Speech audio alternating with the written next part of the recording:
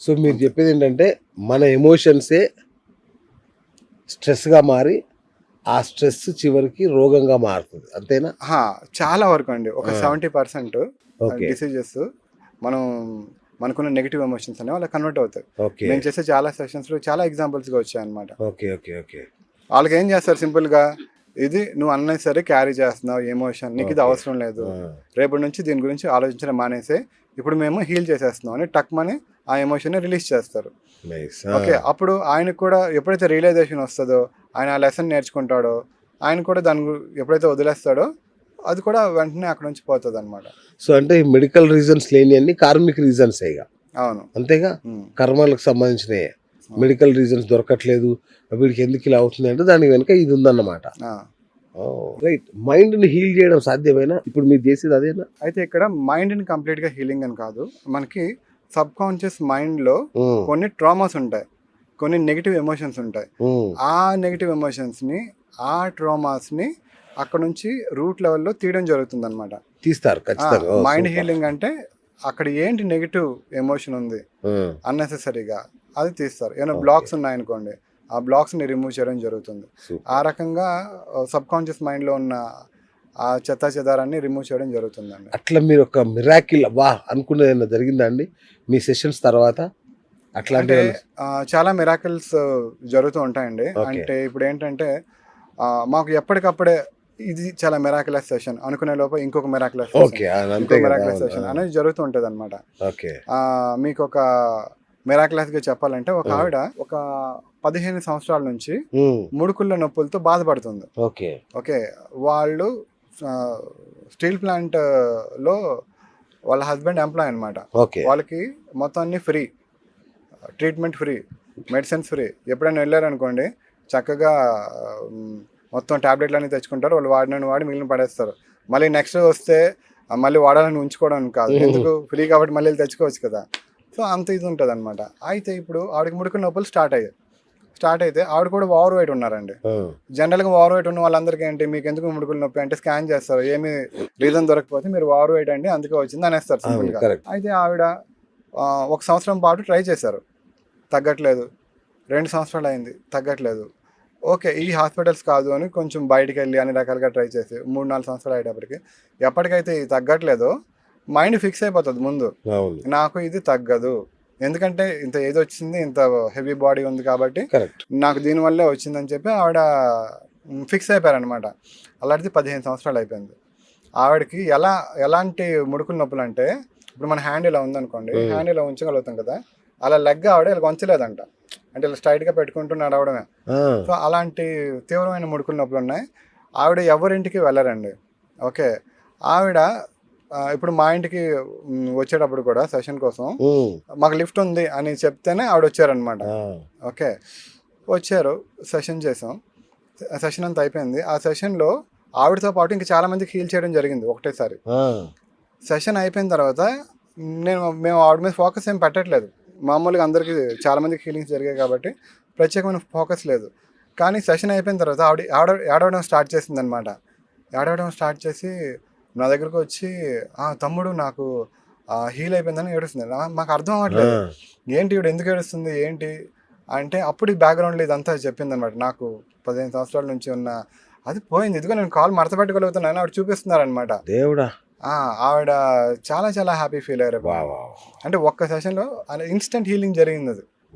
అయితే అందరికీ instant healing జరుగుతాయని కాదు, ఎవరికున్న కర్మలు బట్టి వాళ్ళకున్న బాడీ రిసీవ్ చేసుకునే కాబట్టి చాలా బ్యాక్గ్రౌండ్ ఇవి కూడా ఉంటాయి. కాబట్టి అలాంటి ఇన్స్టెంట్ హీలింగ్స్ కూడా మేము చూసాం. సార్, జీవితం మీద విరక్తి పొందింది, ఇక రేపు మాకు చచ్చిపోవాలనుకొని మీరు గుర్తొచ్చి మీ దగ్గరకు వచ్చి లైఫ్ సెట్ అయిన వాళ్ళు ఎవరైనా ఉన్నారా అట్లా? ఒక ఆవిడ అలాగా నాకు కాల్ చేశారండి. ఆవిడ కాల్ చేయడమే, ఆవిడ ఏడుస్తూ మాట్లాడుతున్నారు. అంత వేగంగా ఓపెన్ అప్ కూడా కాలేదు.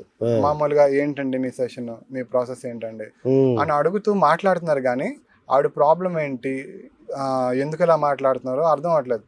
అయితే సంథింగ్ ఏడుస్తున్నారంటే ఏదో ఉంది, తెలియకుండా సంథింగ్ ఏదో బాధపడుతున్నారు, వీడు ఓపెన్ అప్ అవడానికి టైం పడుతుంది అని ఆవిడ చెప్పేటప్పుడు నేను కూడా చూస్తున్నాను అనమాట. అయితే మెల్లగా ఆవిడ ఓపెన్ అప్ అవడం స్టార్ట్ చేశారు. సార్, నా జీవితంలో ఎన్ని రకాల కష్టాలు చూడాలో లేడీగా అన్ని రకాల కష్టాలు నేను చూశానండి. నాకు అసలు ఈ లైఫ్, ఇలాంటి లైఫ్లో నాకేం సొల్యూషన్ ఉంటుంది. ఫైనల్గా ఎందుకో నా మైండ్లో మీరు గుర్తొచ్చారు.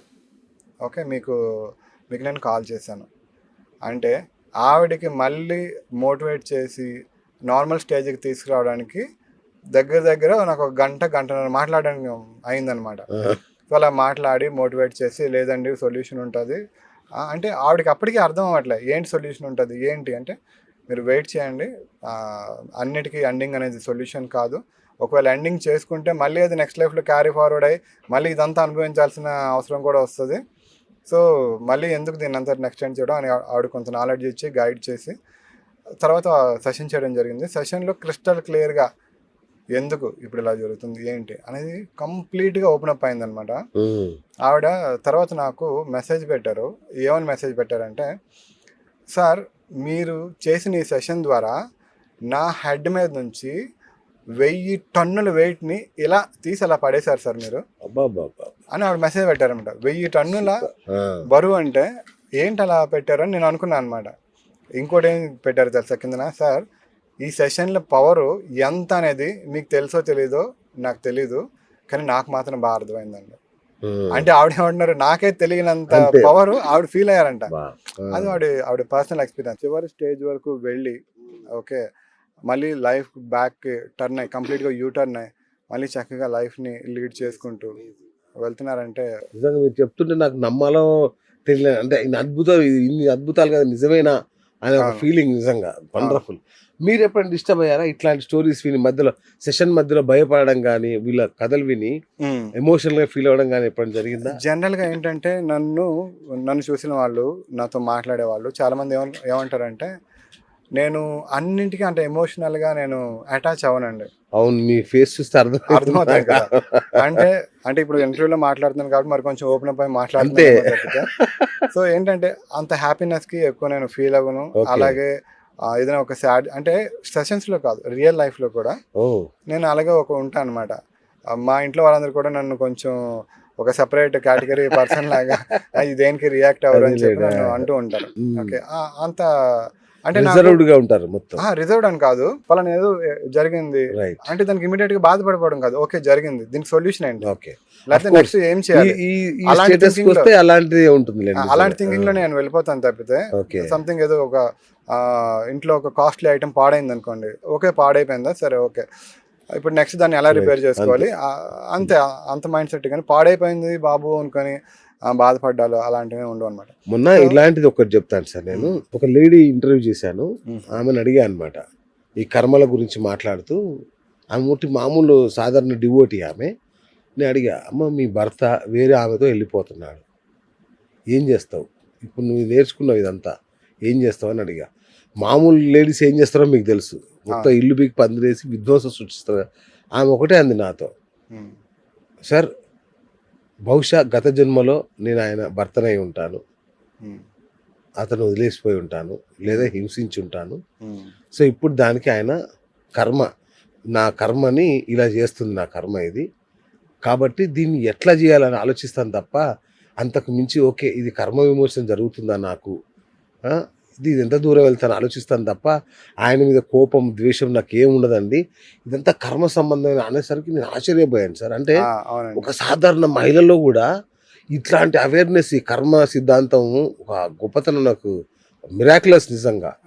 ఇప్పుడు చాలా అవేర్నెస్ వచ్చిందండి. ఆ కరోనా ముందు వరకు నేను ఎప్పుడైతే 2014-15లో ఇది నేర్చుకున్నానో దీని గురించి నేను బయట చెప్తే ఇలా హయ్యర్ కాన్షియస్ కనెక్ట్ అవుతాను, ఇలా హీలింగ్స్ అవుతాయి అని చెప్తే అర్థం చేసుకునే కెపాసిటీ అప్పట్లో ఉండేది కాదు.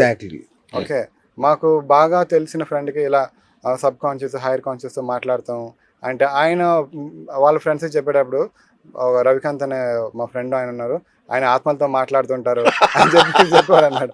అంటే అర్థమైంది ఆయనకి. అంతే. ఓకే, సో అంత మంత్రగాడి కింద లెక్కేసి ఉంటాడు ఇంకా వాట్ ఎవర్. అంటే అప్పట్లో అంతే నాలెడ్జ్ నిజమే. మీరు ఇప్పుడు బాగా పెరిగిందండి సిద్ధాంతం కానీ, చాలా మామూలు వ్యక్తులు కూడా మాట్లాడుతున్నారు కర్మ సిద్ధాంతం. ఇప్పుడు నేను ఇది చెప్తున్నాను కదా, నాకంటే ఎక్కువ బాగా తెలిసిన వాళ్ళు వ్యూవర్స్ ఉంటుంటూ ఉంటారన్నమాట.